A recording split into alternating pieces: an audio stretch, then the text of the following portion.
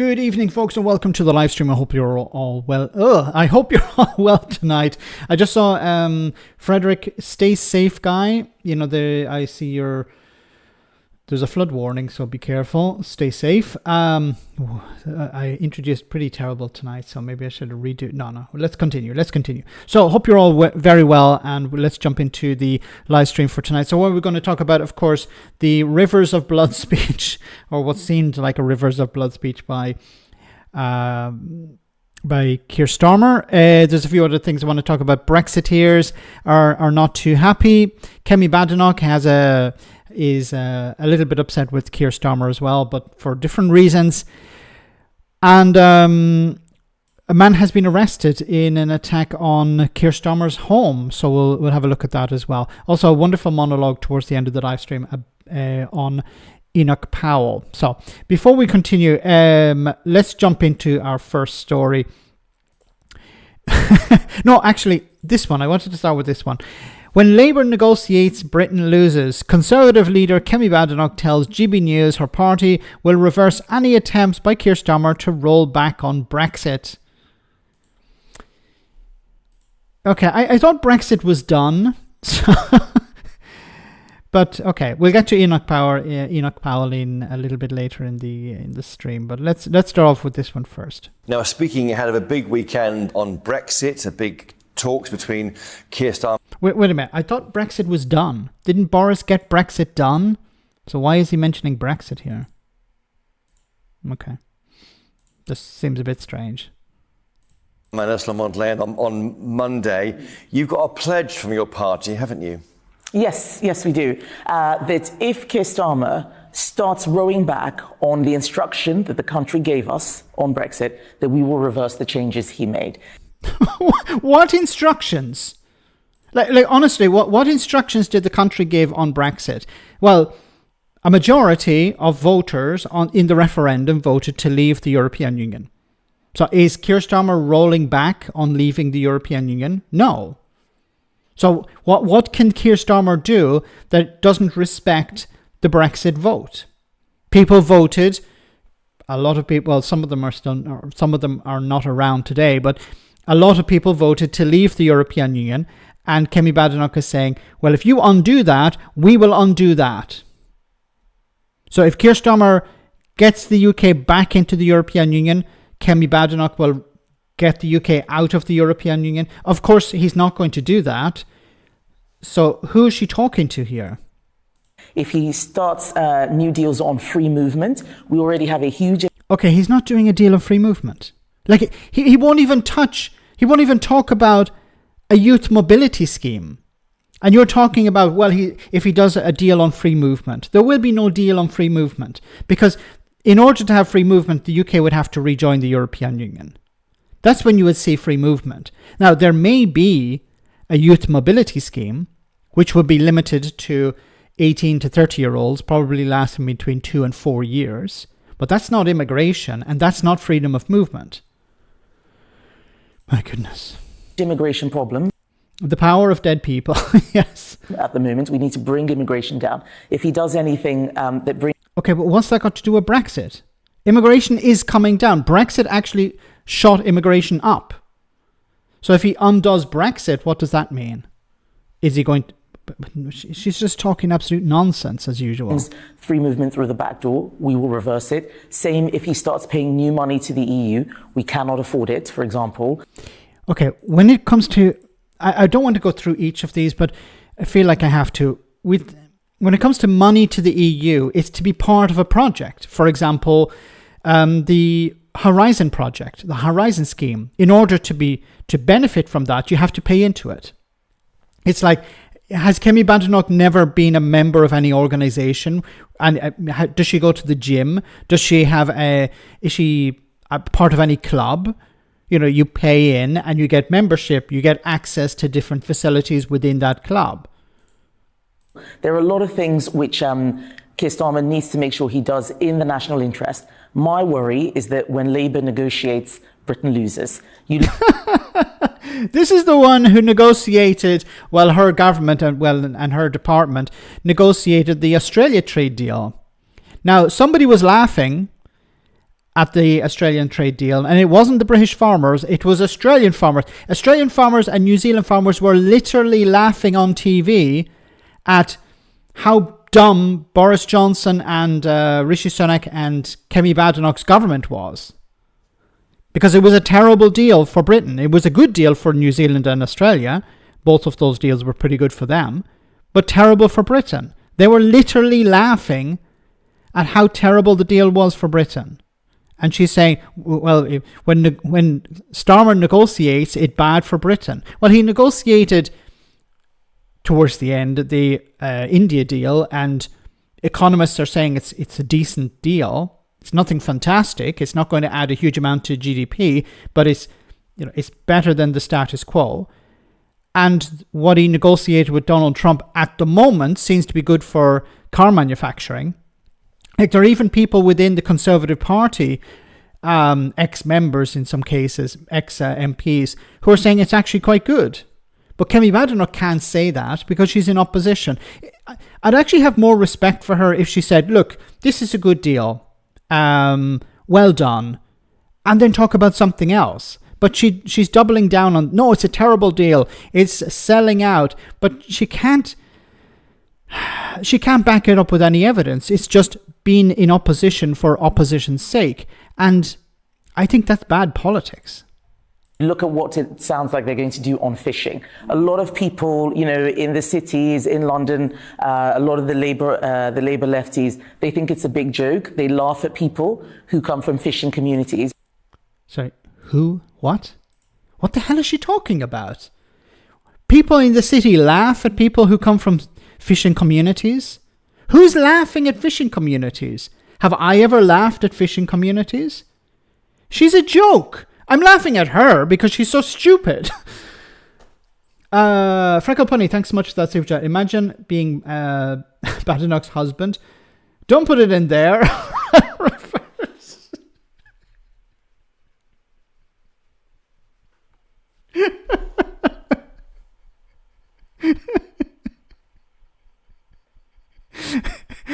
I'm glad you said it and not me.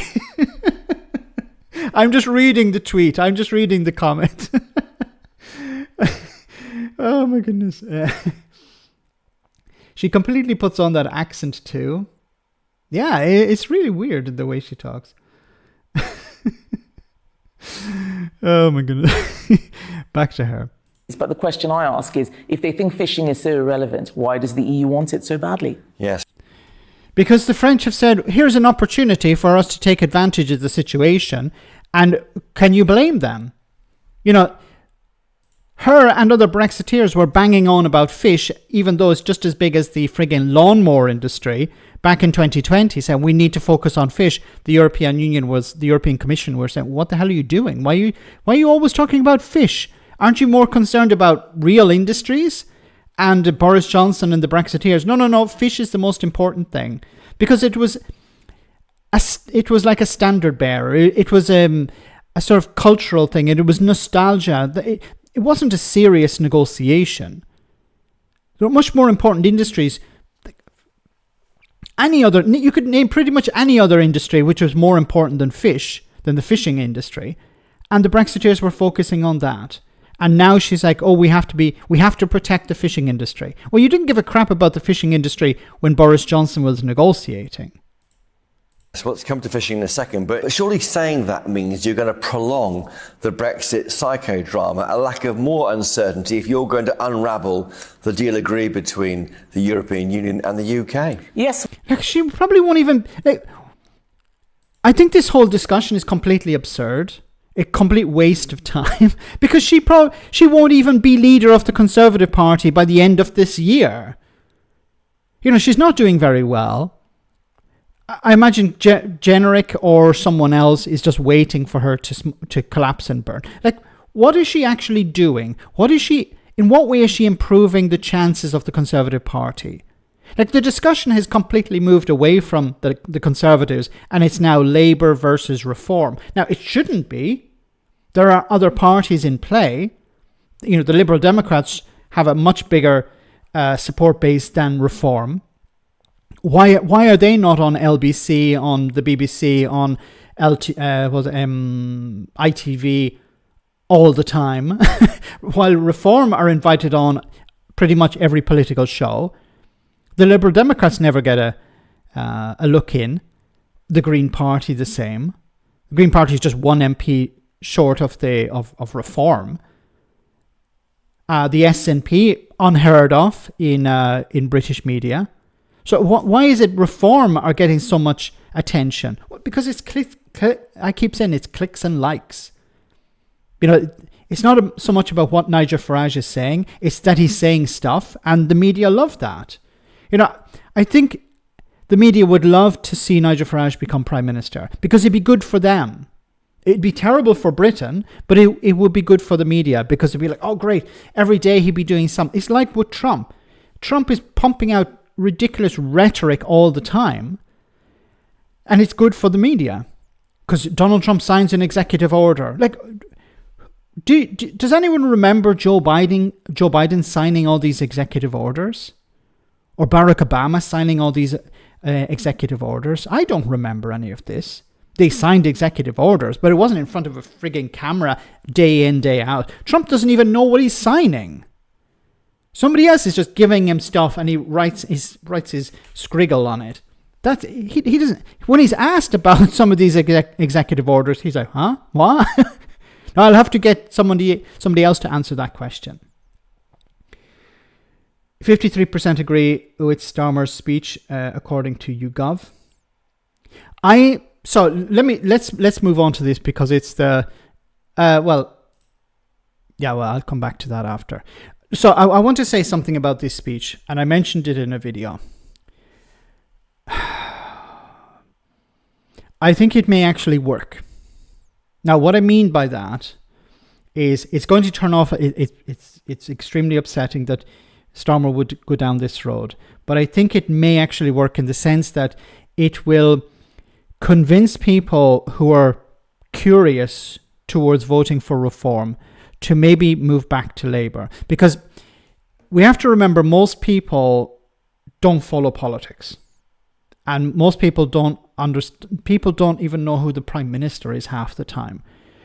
So if they think there is a problem, and they think the government is doing something about the problem, and this is different to what the Tories were doing, because the Tories, and I criticised Rishi Sunak at the time. I said, look, what are you doing, putting out these policies about stopping the boats? Why don't you focus on something that you can actually achieve? Because the biggest problem for Rishi Sunak when it came to stopping the boats is he can't stop the boats. He couldn't stop the boats. Nobody can stop the boats. And what does stop the boats actually mean? Well, most people would assume stopping the boats means there'd be no more boats. And every time he was asked about that, it was like, no, we're going to reduce the numbers. So he undermined his own rhetoric and he undermined his own plan.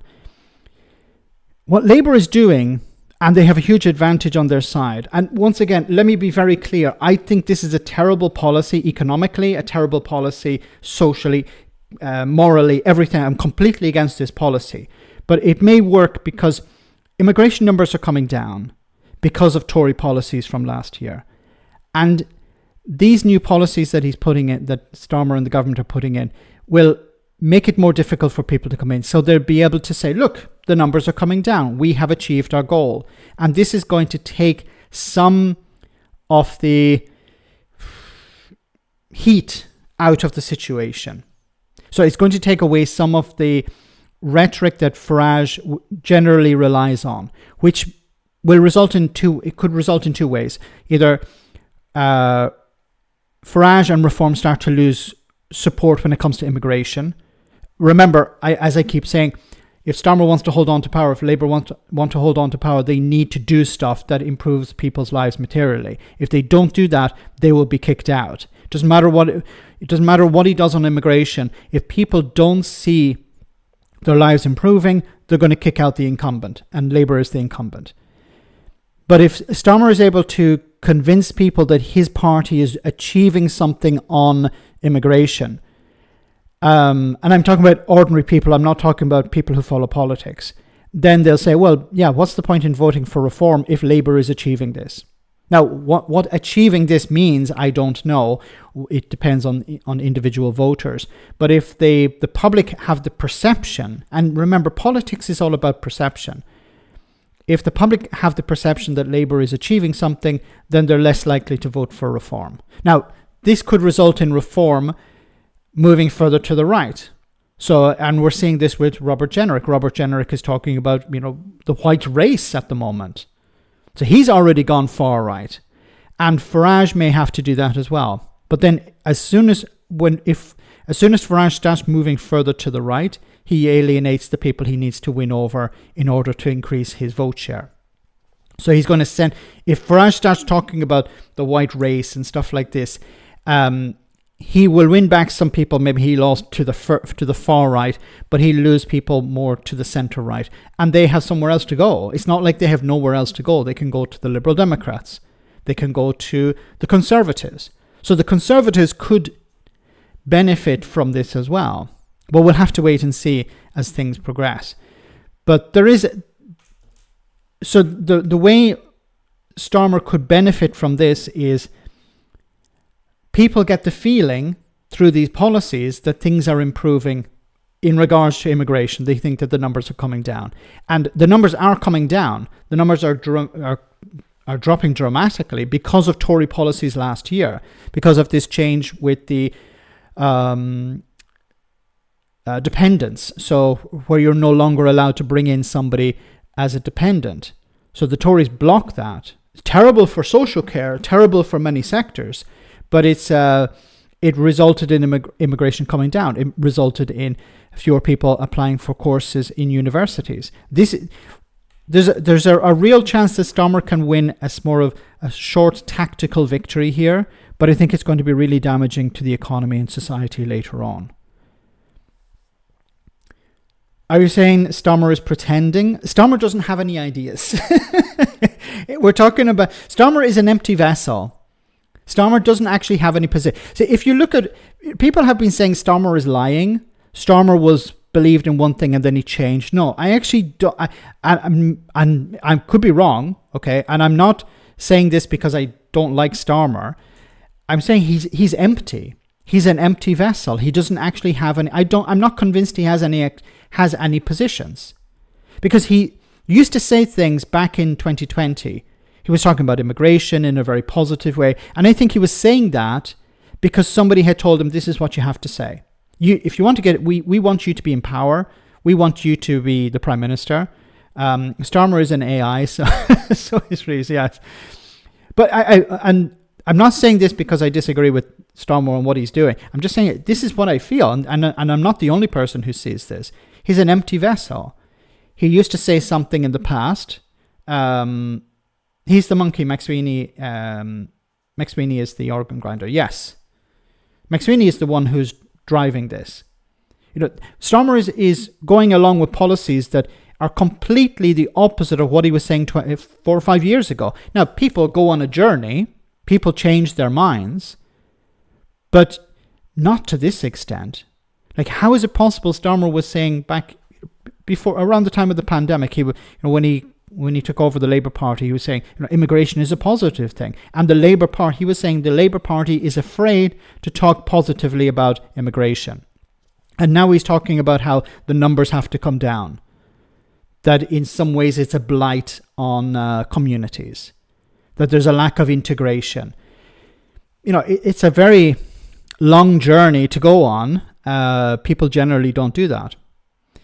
Is Starmer following orders? Yes, he's the China vase again. Yeah, he's following order, and it's not a conspiracy. Just look at what he's doing. Back in 2020, when he wanted to become leader, he was speaking as if he was on the left. Now he's speaking as if he's centre right. Like I keep saying, what is the vision? He doesn't have a vision. Has he ever been asked, what is your vision for the future? What do you want to see the country become? Farage has a vision. It's get the foreigners out. It's end immigration. Net zero immigration, as they keep pushing. Their whole thing is immigration. So when people know, okay, when I'm voting for reform, I'm voting against immigration. When you vote for Labour, what are you actually voting for? And the Labour Party need a vision. I think what's going to happen is you're going to see Starmer removed. Maybe Angela Rayner will come in or somebody else.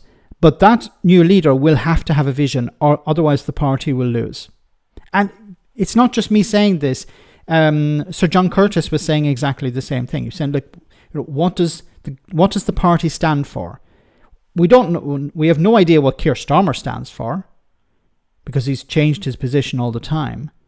Well, what does the party? If the party doesn't stand for anything, then it's very difficult for it to convince people to vote for it, because people will vote." Sometimes, they'll accept difficult decisions. They'll accept, unpopular positions if it facilitates the end goal. In your life, the same thing. You say, look, okay, I'm going to, I want to get this job, so I'm going to get dressed. I don't like to dress in a suit or whatever, but I'm going to put it on in order to do a good job interview. I'm going to, I don't feel comfortable talking to people, but I'm going to put on a front, and I'm going to do this in order to get the job to get the job. And people, that's what we do in our normal lives. The political party has to be pretty much the same. If you want to bring people along, you need to have a vision. And Labour is losing people, losing support from its core base because it doesn't have a vision. It's not saying, look, we need to do these things in order to achieve X. It's like, we need to do these things, and that's it. I think the problem was because they got into power due to the failures of the Tories. It wasn't, a huge amount of support behind. And this is to a certain extent with reform at the local elections. People were voting against Labour, against the Tories. They weren't really voting for reform. They were like, I'm not happy with Labour. I'm not happy with the Conservatives. I'm going to vote for reform. It's not because of reform policies, because reform only have one policy. It's anti-immigration. Brad, thank you so much for that super chat.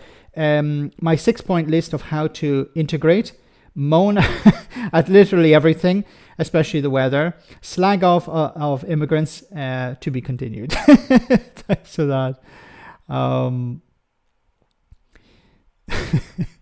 You've fully integrated, Brad. Thanks for that. Oh, number 3. He says, get drunk and walk down the street with your beer belly hanging out of your vest. Go to football matches and shove a little flare up your bum. That's perfect. I think I've seen a video of you doing it as well. Number 5, go to Magaluf and lose your virginity. Have your bum crack part visible in public. Yes. Number 5 and number 6. Thanks for that.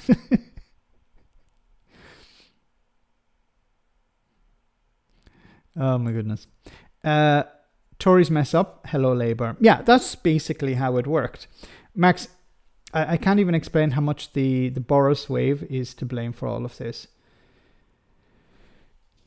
Yes. So what happened? What was the Boris wave? What happened was, of course, when immigration recovered after the pandemic. So there was a huge increase in immigration post-pandemic because it was on hold and then it returned.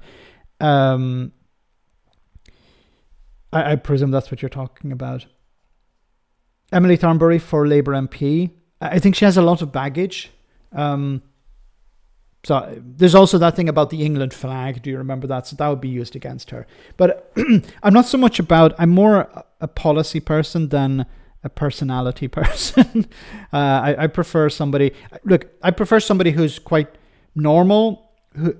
I understand charisma is important, especially in this time, but in this day and age. But the focus should be the policies.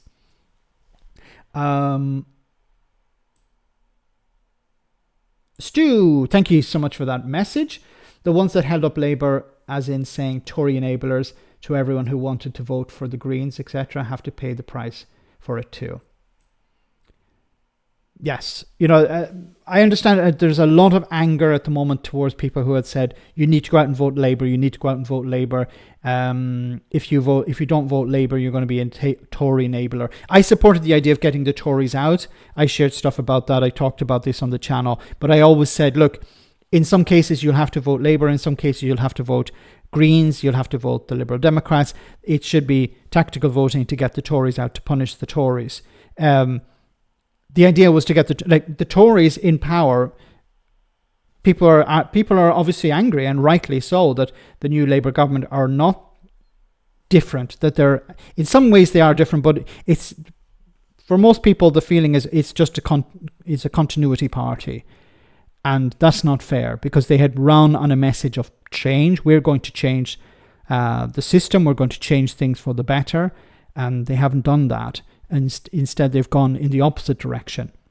And many people are angry, and rightly so, about that. Ivan, thank you so much for that super chat. Very kind of you. Very great to see you on the stream tonight. As a Labour Party member, they would do well if they engage with the membership properly. There should be a hybrid provision. There should be a hybrid provision to ensure online access at conferences. Yes, that's a good idea. And also allow for virtual delegates. Yes, I don't know why they're not doing that. But it seems that the party, especially under Morgan McSweeney, it's about consolidating power around individuals. We saw how they seem to be more interested in taking large donations as opposed to small donations from individual members. Something Farage is really good at. It's not helping the people who are actually donating to Farage, but they're convinced that they're members. They're subscribers.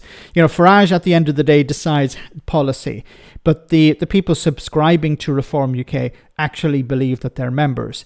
They're called members, but they're not members. They're not members as in members of a political party. They have no voting rights. They have no influence. It's at the end of the day, it's a dictatorship. But no, I agree with you 100%. There needs to be a change within Labour. Allow people to vote remotely. Allow people to have virtual delegates. This would be a great way forward. There was a lot of talk of that, but I don't know if it's actually been implemented. Before the election, there was talk about having a community groups, stuff like that, where there was more devolution of power to outside, small groups within the community to influence policy. But I don't know if that's been put on the back burner, it's been forgotten about, or if we're just not hearing about it, and it is actually going ahead. It's not just Labour support they give, it's denying responsibility. There are a lot of large platforms, yet these lot have large platforms, yet they have no influence, as was discussed. The influence over the Labour Party, I've always said, will come from outside. There are people within the Labour Party, maybe form blocks or whatever, but the real way to redirect the party is from outside influence. If they fear they're going to lose power, then they will shift, as with the Conservatives did with Reform. They were constantly a fear for, we better move to the right on immigration to keep Nigel Farage happy, to keep Nigel Farage at bay. It didn't work for them. The same could happen for on the left within Labour. If there are left-wing parties like the Greens, or in Scotland, like the SNP, if they could push Labour in a particular direction because the party feel they're going to lose power. But I think the massive difference is media influence. Greens have no media influence. They never get a look in. Farage is on TV constantly. And I think what the Green Party need going forward is somebody a bit, I don't like the term aggressive or angry, but somebody with a bit of fire in their belly.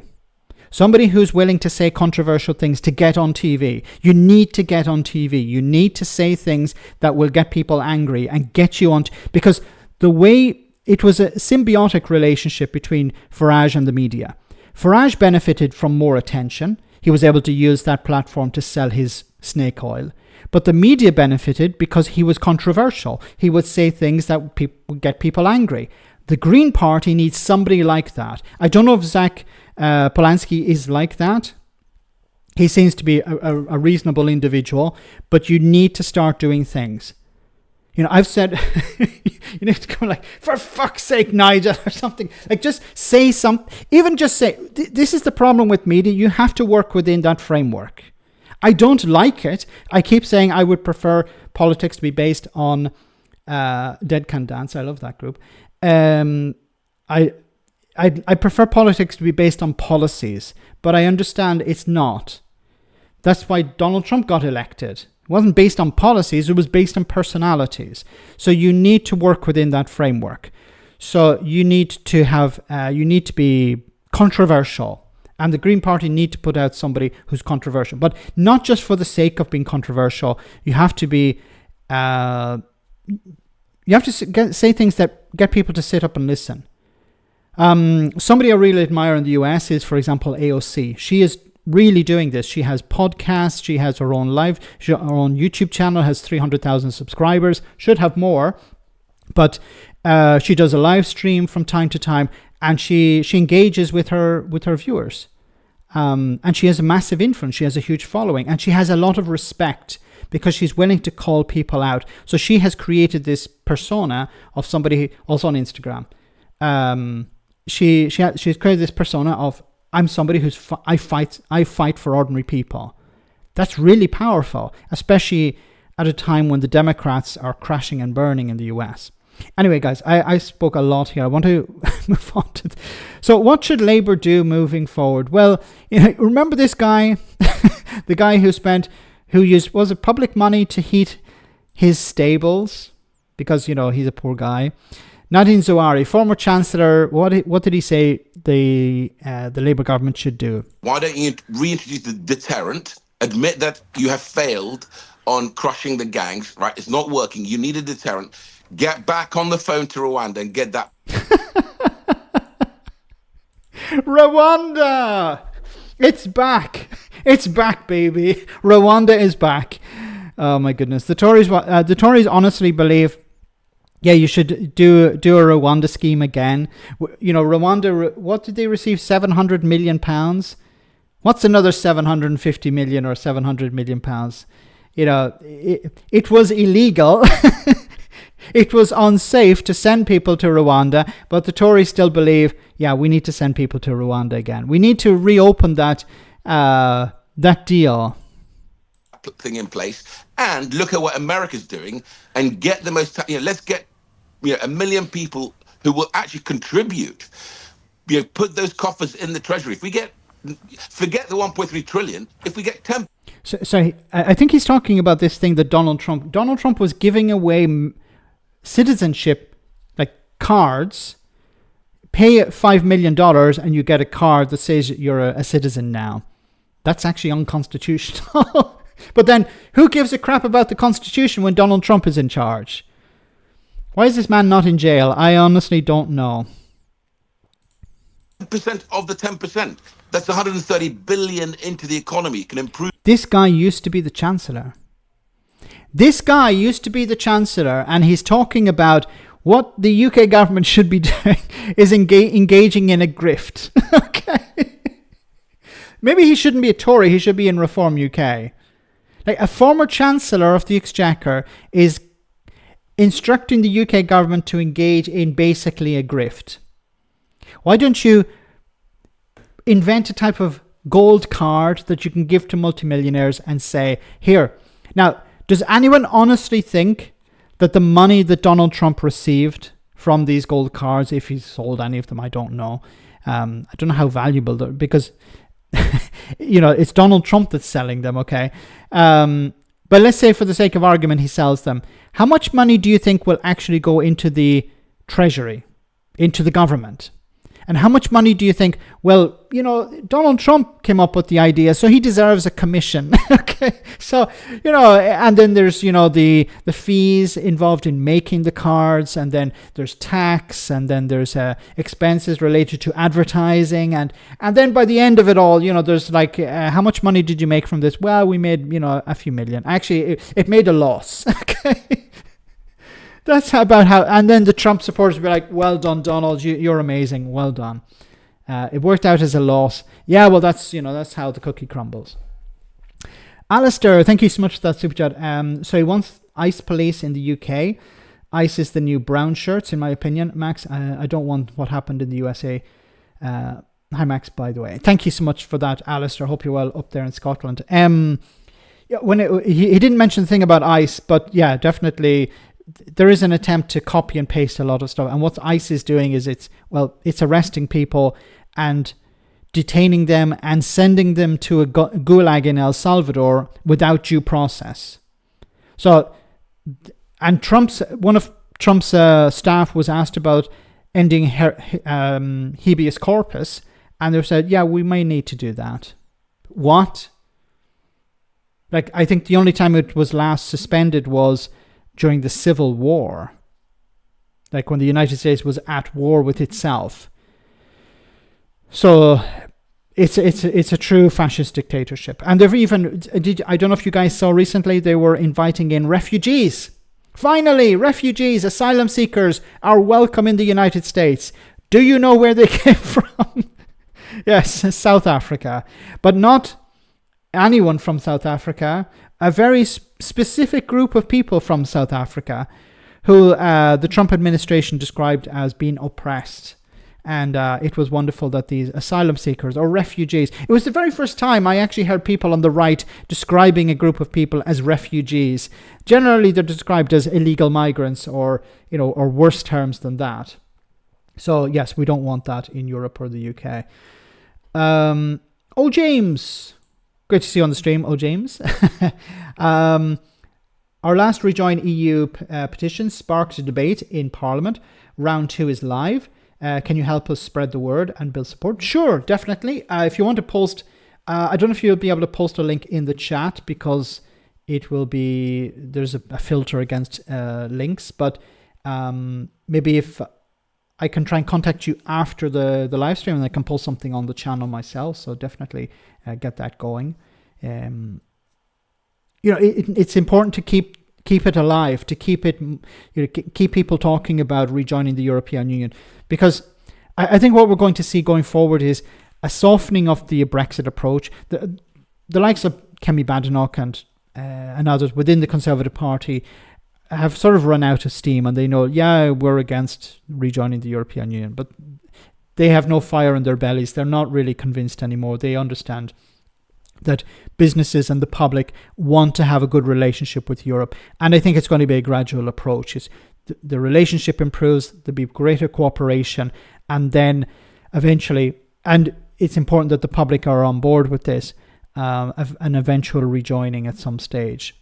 So thanks for that super chat. I'll see about contacting you, or you can contact me on social media, and then I'll drop me a line and I'll see about promoting it on the channel. Brad asks Zawari how the horses are doing. They're doing fine, Brad. Don't worry. There may be some homeless people next to the stables, but there are priorities, and the horses are doing fine.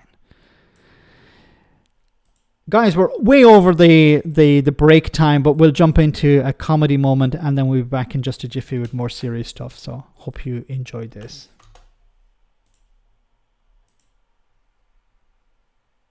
This guy.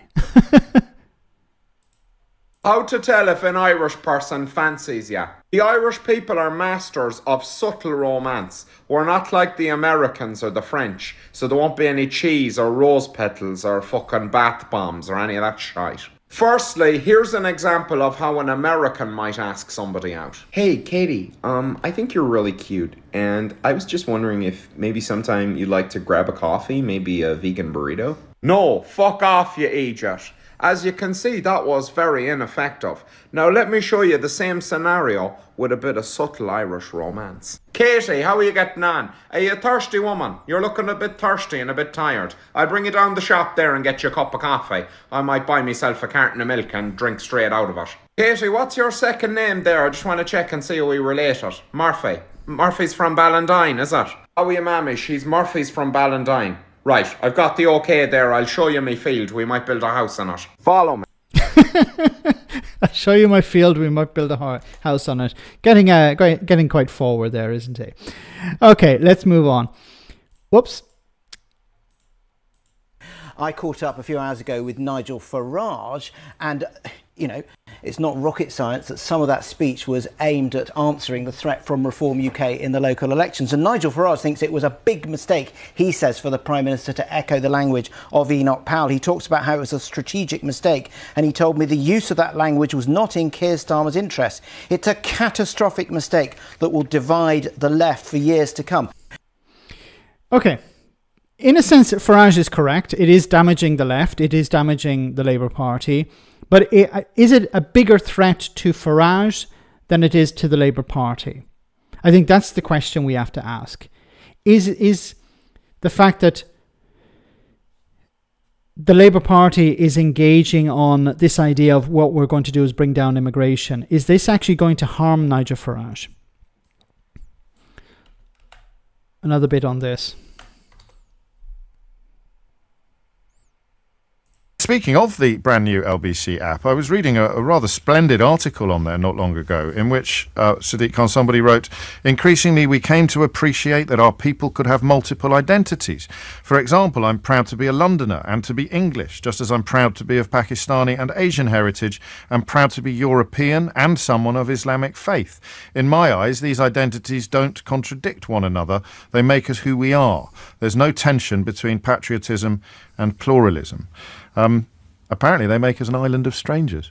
Well, let me be quite clear. Good morning, James, to you and your listeners. I speak both as the Mayor of London and as a citizen of this great city my entire life, and saying I recognise every day the massive contribution a successive wave of migrants has made to our city economically, socially and culturally. And I want to thank those who are migrants for what they do for our great city. I'm the son of immigrants, as you alluded to, and I can... Why is there this terrible fear to say that immigrants are doing a good job? Or whenever it's said immigrants are doing... I sent you a link, the petition on WhatsApp. Fantastic. Thank you so much, James. I'll see about sharing that after the live stream. Why is there this... Like whenever it's said immigrants are good, but there are too many of them, or immigration is important, but it's too high.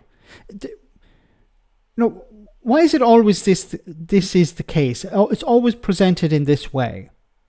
It's never, immigration is important. We need people to do jobs that we can't do ourselves or we don't want to do. And it's not just about doing jobs. As a society, we're better off when we have new ideas coming in. We have the chance to experience other cultures. And then the right wing will, of course, go to, it's about, people grooming gangs and stuff like that. Look, I'm talking about your average person. When they move to a new country, they want to improve their lives. They want to improve the lives of their families as well. Are there bad eggs? Of course there are. If we're to throw everyone out of the Conservative Party because of a few bad eggs, well, there'd be probably very few left. But, what the right wing wants you to do is focus on the negative, focus on the worst elements, and never on the positives. They definitely don't want you talking about doctors or nurses or carers or people working who have started businesses maybe, or people who are, just living their lives. They move to the country, whatever country it is, and they say, look, I want to put down roots here. I want to improve my life. I also want to contribute. There was a video I uploaded just before the live stream where, there was a guy from GB News who went to Calais, and he was like trying to get out of the guy. Yeah, you want to go to Britain just to get a free house. And the guy was like saying, I think he was from South Sudan. He was like, no, I want to work. It's like, I'm here stuck in France. I don't speak French. I don't want to stay here. There's an opportunity for me in Britain. I have family there. We're not talking about an asylum seeker. We're talking about a guy who's moving to improve his life. And what's wrong with that? Like we keep hearing about from the right wing about how they're all spongers, they're all layabout, they're all just sitting around watching TV and getting all free stuff. Most people don't want that. Are there people who are satisfied with that? Yes, there are. But the vast majority of people who move to another country want something better. They want to work. They want to contribute. They don't focus on the things we have in common. We might get And we might get ideas if we focus on the things. Yeah, hey, why are we arguing and not complaining about the guy up there? The people who have lots of money, the people who are convincing us to be angry with each other. It's always about convincing people who have nothing to be angry with people who have even less than that, or almost nothing with people who have less than that. Because if you're angry with people who have less than you, then you're not looking at the people who have more. Starmer must U-turn on the winter fuel stuff. He will need something to give him a boost and actually help. Yeah, I keep saying this. He needs to U-turn on a number of policies. It will be I was looking at backbench. It will be bad for him in the short term. And when I mean short term, I'm talking about a few days. U-turn, and then you can recover from it. And come out and say, and don't try and do it, behind the scenes. Be frank about it. Say, we were wrong. This was a bad policy. We need to change on it. But the problem, as we keep coming back to, is Starmer is not in charge. Starmer is not... See, we keep focusing on why doesn't Starmer do this? Why doesn't Starmer do that? But if you buy into the idea that Starmer isn't in charge, it's Morgan McSweeney that's in charge, and Morgan McSweeney is not an MP. He's not the Prime Minister. He's working the controls, but he's not going to suffer any consequences, apart from, well, if there's a new leader, he may be replaced.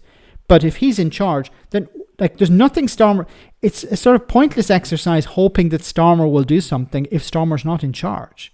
So it would require MPs to put pressure on Morgan McSweeney to U-turn. Because once again, Starmer is an empty vessel. So I fall into this trap as well. I think, well, Starmer should do this or do that. It would help him.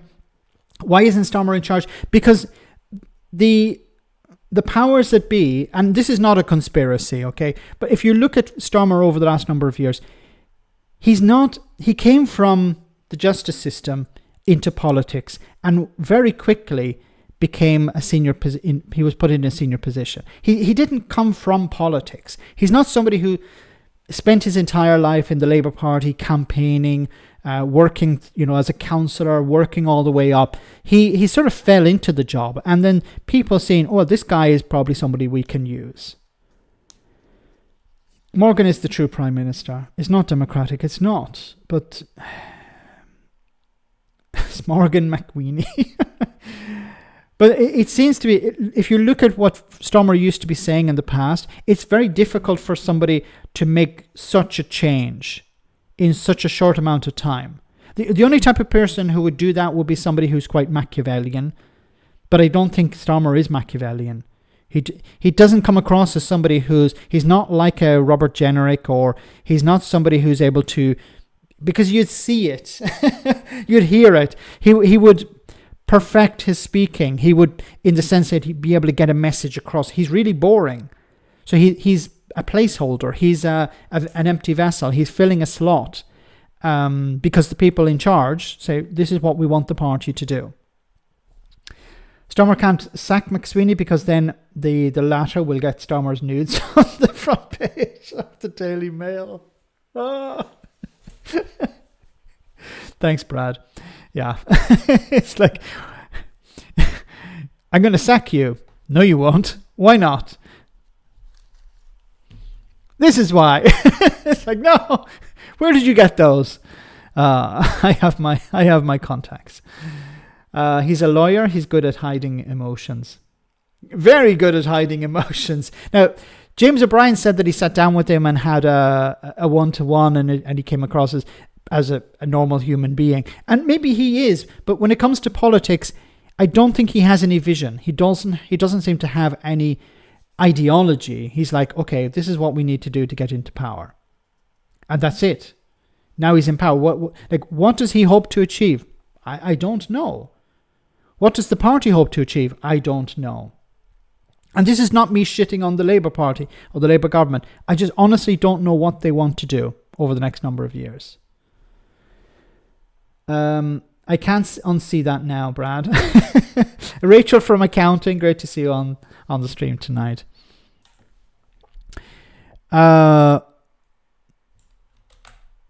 So this island, let me bring this up. This island of strangers thing. Prime Minister rejects Enoch Powell comparison after Island of Strangers comment. So he has rejected the idea. But then it begs the question, why was it there in the first place? So Keir Starmer has rejected the comparison with Enoch Powell after he said the UK was at risk of becoming an island of strangers if migration does not come down. The Prime Minister's official spokesperson said migrants have made a massive contribution to society, but the Tories lost control of the system, and that is the point he was... See, big massive but. You can't just say, they made a massive contribution to society, and stop. No, because the next point is, of course, the but cancels everything that came before. The remark has drawn criticism from Labour backbenchers who have compared it to the late Conservative MP's inflammatory 1968 Rivers of Blood speech. In the speech, Mr. Powell imagined a future multicultural Britain where the white population would find themselves strangers in their own land as a result of migration. But that's not what I meant. Then what did you mean? Obviously, he didn't write the speech, so he was just regurgitating talking points. He was just repeating what the speech said.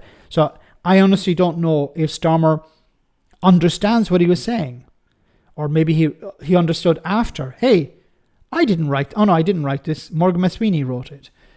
What is McSweeney's influence on Starmer compared to Musk's influence on Trump, says Ivan. Thanks so much, Ivan, for that. I think it's McSweeney said, look, to get Labour back into power, we need to do X, Y, and Z.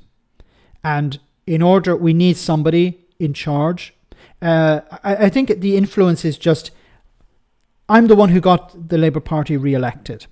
So he's a bit like a sort of glorified, what can we say? Not even glorified. He's a sort of a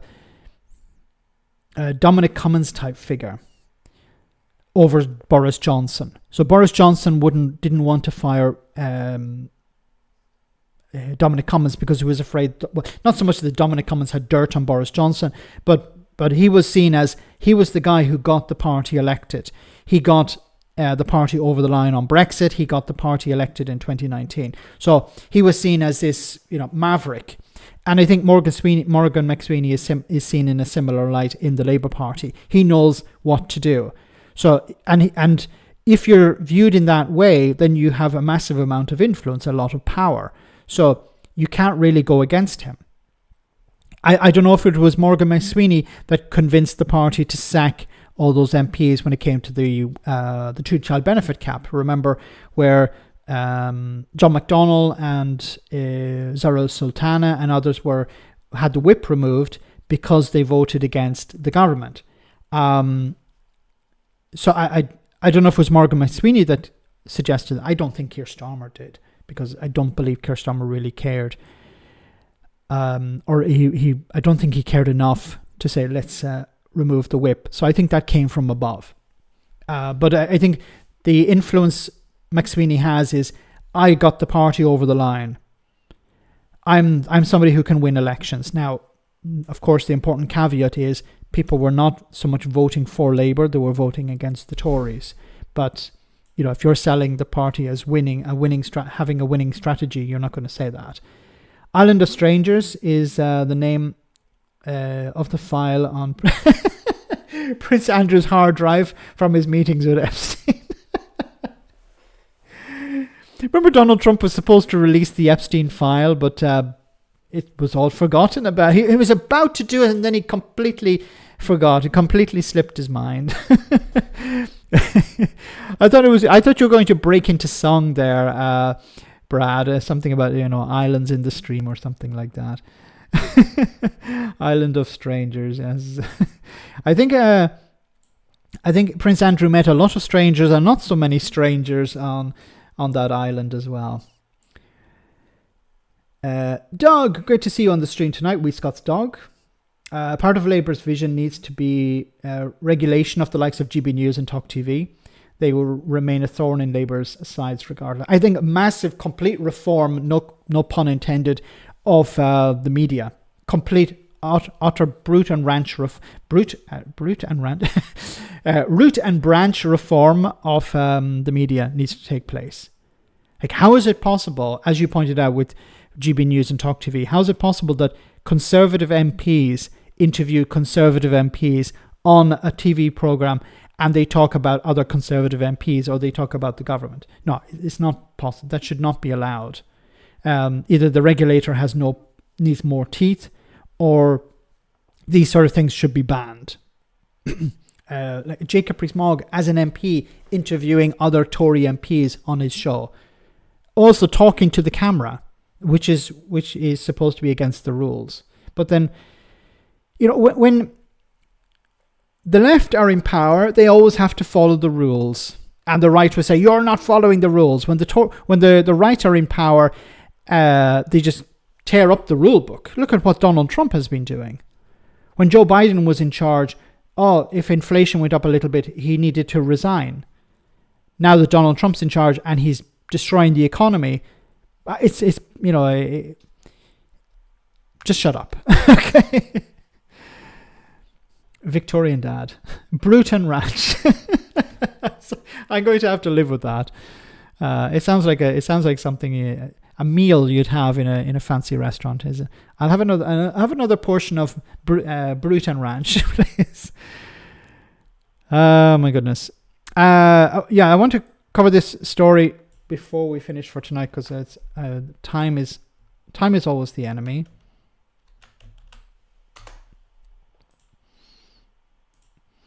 Man arrested over arson attacks after fire at Sir Keir Starmer's house. So a 21-year-old man has been arrested over a series of arson attacks, police have said, after a fire at a house owned by Prime Minister Keir Starmer. The suspect was arrested in the early hours of Tuesday on suspicion of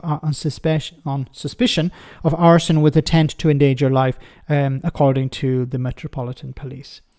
This is concerning. It's not whether you like Keir Starmer or not is irrelevant. I think there's a risk that there are going to be more attacks on members of Parliament and the Prime Minister in particular. We don't know the motivation behind this yet, so it probably wouldn't be correct to talk about it. Okay, I wanted to cover this story here. This is very bad. Page not found. Okay. Okay. That's reassuring. Let me try this. Okay. So the government have said they're going to make more changes, it seems, to PIP and other disability benefits. You are planning to take away some benefits from some disabled people, and there's dozens of Labour MPs who said they can't vote for those changes unless you engage with the disabled community. Are you doing that? Yes, I am very much doing that. We've got an ambitious package of proposals we've set out in the Green Paper. Everybody I've spoken to agrees the system needs reform. It's difficult, but we've set out what we think is the right way to do it, and I'm very much looking forward to my... Whenever they say it's difficult, we know what that means. It's code word for we're cutting benefits. We're cutting support for the most vulnerable in society. Stop saying it's difficult, because it's not difficult for you. It's difficult for the people on the receiving end of it. My colleagues supporting those changes, and to everybody seeing the benefits which will result. Over 40 Labour MPs have written to you about these disabled cuts, disability benefits cuts, and you did just lose a lot of council seats at the local elections. Are you sure you're on the right side of this? Yes, I think everybody agrees the system does need reform. The system is broken. We've got a 28 percentage points disability employment gap, far too many people not at the moment getting the opportunity for work. They keep saying this, people are not getting the opportunity to work. There are a lot of people who are on PIP who are working. If you remove the support for PIP, they will not be able to work. So you're going to throw these people under a bus. People, remember, this is very important to remember. There are people who are, paper is it's not related to employment. It's a support not related to employment to help people cover the cost of being disabled. Now, some people benefit greatly because of that support, and it allows them to go to work. Without that support, they would not be able to work. So this whole idea of we need to remove some support for people in order to encourage them into work makes no sense when a lot of people rely on that support in order to go to work. It's insane. We're changing the system to make sure they do have that opportunity, and the Green Paper proposals will make that realistic. It must be a concern to hear that so many of your own Labour MPs are against this policy, though. Can you promise disabled people that there won't be any further cuts? Well, there's lots of discussions going on at the moment. I am very focused on the package that we've set can you make a promise that there won't be any cuts? Doesn't answer the question. Out in March, talking to disabled people, talking to MPs about those. I'm very confident that we can do a much better job in the future of enabling disabled people to have the benefits and the opportunities of work. Far too many haven't had those opportunities up till now. There've been too many barriers in place. We need to remove them. That's what we're focused on. It's all about getting people back into work. It's not... The focus should be on supporting people. That should be the focus, not we need to get people into jobs. Like you had Chris Philp saying the other day on Laura Kuenssberg, well, you know, we don't want companies to employ people. We want them to invest more in robots. Peter, thanks so much for that super chat. We tried talking to the deaf community. It's, you know, pun intended, I presume, but yeah, it's basically like that. Although when it came to certain, thanks for that. When it came to certain communities, the government was not engaging with them. The government said, yeah, we're going to engage with different disability organizations. And those organizations were sitting outside, literally sitting outside the doorstep, sitting outside the door, not being allowed in to talk about the problems that they're going through, to talk about the impact these cuts would have. Not all disabled people are able to work, yes. Philip is a robot. I can say much worse than that, but I better not. The more that Britain need their own Teddy Roosevelt. Yes, someone who would be able to help many British people as possible. I agree with that. And this comes back to the point of Keir Starmer not being in charge. It's somebody else that's in charge. So a lot of the anger. And people are, of course, rightly to be angry, are pointing their anger at government ministers. But who's actually in charge here? The Prime Minister doesn't seem to be in charge. Like government ministers, are they actually in charge? Do they have any agency here whatsoever? Or do they just say, well, this is what we're told from HQ? His name is Ed Davey. Ed Davey has his faults. We won't get into those now. Where is the moral compass? It's broken. Remove entitlements, and it'll add to the NHS workload. It's a false economy in the long run. Yeah, I agree with that. It's you remove support for people, their conditions become chronic. They end up in hospital. They end up having a bigger economic impact. Apart from, let's ignore for a moment the idea of the impact it has on the individuals themselves and society, but just from an economic point of view, it's exactly as Killer said. It's a false economy. You're saving here, you're saving a little bit of money here, and then you're adding it to you're creating another problem somewhere else in the system. For example, in this case with the NHS, if people are working, they're contributing, and then they have this support taken away from them, they may end up in hospital where they're not working and they're not contributing. From an economic point of view, this is what I'm talking. I'm not. How can I say? I'm not speaking negatively about anything that people are, as a society, are doing, and just from an economic point of view. If your whole point is saving money, it doesn't make sense to cut support for people. focusing on, and I think a lot of people are going to be better off as a result. So there's no chance of you backing down? We're bringing forward the proposals. I expect them to reach the House of Commons in the next couple of months, and I'm very confident that we will get... So who's making these decisions? Because I used to have, let me just bring back the MP. I used to have a lot of respect for this guy because when he was in opposition, he sounded like he was convinced. He sounded like he actually believed he was on the side of the disabled. But I'm getting more and more the impression that ministers have no agency here.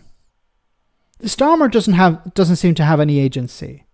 And what I mean by that is there's no one within government who's making decisions. Decisions are being forced upon them. And maybe that's why we've seen a few resignations already. Or people who were forced out because they were like, I'm not going along with this. David, thank you so much for that super chat. And make sure to check out the Two Davies YouTube channel on YouTube. The West is in economic, intellectual, and moral decline, and each is related to the other. Well said. Yeah, we're facing a moral and economic decline, and intellectual decline as well, and nothing has been done about it. But as David rightly points out, each is connected to the other. So as the economy suffers, there's less money being invested in education, and then there's a sort of dog-eat-dog approach to the world as well. Morgan is the true Prime Minister. Anyone who tells anyone with mental illness to just pull themselves together should get just two options: duck and run. Yes. And this is why it's so frustrating listening to people on Talk TV or GB News. Oh, here's my 2 cents. Or Nick Ferrari. Nick Ferrari is a perfect example of this on LBC. It's like, oh, everyone's just lazy. Says the guy who earns, what is it, like 60 or 70,000 pounds a month, sitting on his arse, doing this. This is what I'm doing, sitting on my arse doing this. But I definitely have more respect for people who are, struggling at the moment than Nick frigging Ferrari. Max, do you think the visas of those we came in the last 5 years get retroactively switched to the next 10-year pathway? I think this is what we're going to see. I think there are mentions of some changes to the visa system. So some people's visas who are probably likely to expire may be renewed. This is in order to stop more people from coming in. So I think there will be a focus on allowing people to renew their visas as opposed to, because this doesn't get counted under immigration numbers, I don't think. So this is probably something we're going to... Yvette Cooper was talking about allowing visas to be extended. But then she said it would be limited to specific sectors. So I don't know what sector you're working in, and I don't know if you'll be affected, but it would be a good idea to do a bit of research into that, because there's a possibility that visas will be, I don't know if it's in your case, but visas will be extended in some cases. So Ivan, again, thank you so much, Ivan. These cuts are not Labour values. Again, I say this as a Labour member. And once again, I think this is not coming from the Labour Party in a sense. I think it's coming from a group within Labour who are just saying, okay, let's cut this, that, and to hell with the consequences, because the MPs will have to go along with it. And I think it's Morgan McSweeney or people like him who are dictating policy at the moment. Once again, I've sort of come to this conclusion during the live stream itself that Keir Starmer doesn't have any agency. I think this, rivers of blood speech and stuff like this demonstrate that he's not really in charge. Somebody else is. Because you don't do such a U-turn, such a flip in such a short amount of time. 60,000 a month, something like that. He's on a huge amount of money he's on like £500,000 a year or something for LBC. And what does he add to society? That's a good question, isn't it? What does Nick Ferrari do? What good does Nick Ferrari do? The Before we finish, guys, I just wanted to show you this interesting clip from many, many years ago before we finish for tonight. And then we'll have our funny video. But I wanted to show you this, which was very interesting from many years ago, on the topic of Enoch Powell. Nobody seriously imagines that if 2/5 of Birmingham consists of a first generation of descendants born here, of people from the West Indies, from Africa, and from Asia, there will not be a profound difference between that part of the population and the rest. I think there may be a difference. In fact, there certainly will be a difference. Whether that difference is enough to promote anxiety, unless someone declares... You think nobody would notice? No, I think they'll notice, certainly. The question about is whether they will notice with fear and horror unless someone announces to them that fear and horror are an appropriate response to such a fact. I see. And you think that human nature is such that unless somebody referred to this, nobody would notice that their own native cities were transformed, that the white population was moving out and a different population was moving in? I didn't say that. Well, you think then that it would be noticed, but that it would not merely be tolerated, but would be taken as a desirable or acceptable development? No, I didn't say that either. Well, that is what you have to say. That is what you have to say, if this is not to be a problem. No. You're simply putting words which you would find convenient in my mouth. What I said was that I didn't say that there would be no difficulties. Difficulties are in the nature of human coexistence. What I said was that the differences that there would be are not necessarily the differences which would excite fear and horror unless someone stands up and says that fear and horror are an appropriate response. Someone invested with the authority of public office. When you do that, the charisma of your office and the charisma of your role as a politician will often convince people that fear and horror are an appropriate response if that is what is being told to them. It's what philosophers call a performative utterance. No doubt you're familiar with it. And social cooperation is a hard and a difficult thing. I feel that you would have done your duty as a politician, as an ethical politician, much more productively if instead of exciting the notion of future strife, you had encouraged the notion of future cooperation on the basis of understanding. Wonderful, wonderful speech. You know, I've often said in the past, when it comes to integration, it has to be a two-way street. You know, people coming in have to integrate, but also the community have to be open to integration. And one of the massive criticisms I have of Suella Braverman and Robert Jenrick and others, what are they doing to help people integrate? They keep talking about people not integrating, but they're doing nothing to help that integration. And as Jonathan Miller had pointed out in this clip, you know, which side are you on? Are you on the side of ramping up fear, in many cases unwarranted fear, or are you on the side of trying to provide a better environment for people to live? Just like Farage. We need more people like Jonathan Miller today. So guys, before we finish, we have our one for the road. Hope you enjoyed this clip. It's short and sweet, but I want to say thank you to everyone who came on tonight. Thank you so much for your super chats. Thanks to the moderators for doing a wonderful job as always. I need to do something about this camera because I don't like the way I'm looking away. I want to be looking at you guys, so I'm going to try and work on that for the next live stream. But before we finish, we have our one for the road. So hope you enjoy this funny clip.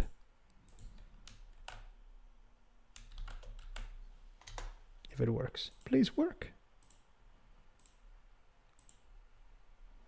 Today we're going to learn English. Of course. I don't want to be surrounded by people speaking a foreign language. Where do you live? Spain. And do you speak Spanish? God, no. Immigrant should go home. Where do you live? In a care home. Who looks after you? No one. They've all gone home. We should look after our own. Veterans? No, not them. Hungry children? Nah. Well, I've got a law degree, but I'm happy to go and pick fruit, wipe bums, do my bit. Today we're going to learn English. So true. So guys, have a great week. I'll see you on Friday, same bad time, same bad channel. Stay safe, take care, and good night.